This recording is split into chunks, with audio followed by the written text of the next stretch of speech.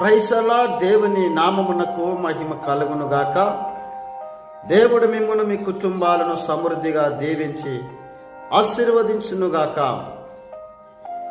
మనం ఎంతగానో ప్రేమిస్తూ, మనల్ని ఎంతగానో ఆదరిస్తూ, మనల్ని కన్నీటిని, మన వేదనలో నుండి, మన బాధలలో నుండి మనల్ని విడిపిస్తున్న ఆ యేసయ్య నామములో మీ అందరికీ నా శుభాలు తెలియపరుస్తూ ఉన్నాను.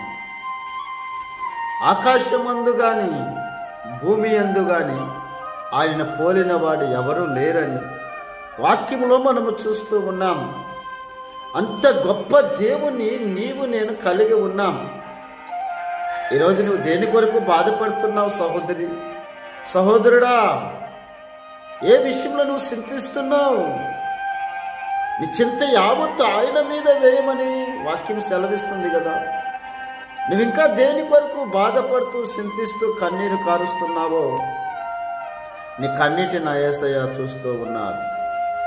హాగరు కన్నీటిని చూచి ఆదరించి బలపరిచిన దేవుడు, తన కుమారుడిని ఆశీర్వదించిన దేవుడు నీ పిల్లలను కూడా ఆశీర్వదించగలడు.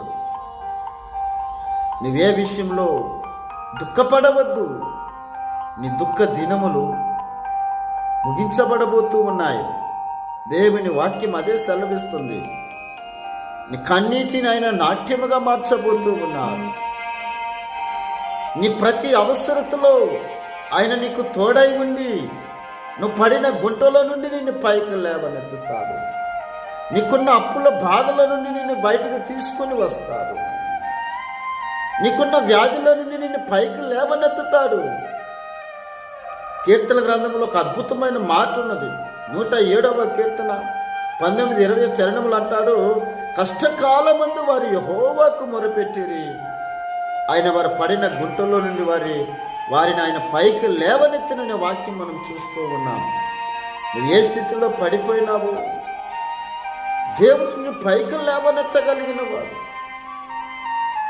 అందరిలో ఉన్నప్పుడు నువ్వు నవ్వుతూ ఎంతో సంతోషంగా ఉంటున్నావు, కానీ ఒంటరిగా ఉన్నప్పుడు నా బాధని ఎవరు కూడా చూడట్లేదు, నా కన్నిటిని ఎవరు కూడా చూడట్లేదని దుఃఖపడుతూ ఉన్నావేమో. నా ప్రియ సహోదరి, సహోదరుడా, సరి అయిన ఇల్లు లేకుండా, సరి అయిన ఆదాయము లేకుండా, పిల్లల విషయంలో బాధపడుతూ, పిల్లల వివాహం కాకుండా, పిల్లలకు మంచి ఉద్యోగం దొరకలేదని ఎన్నో సంవత్సరాల నుండి నువ్వు కన్నీరు కారుస్తూ, అందరూ నా కుటుంబం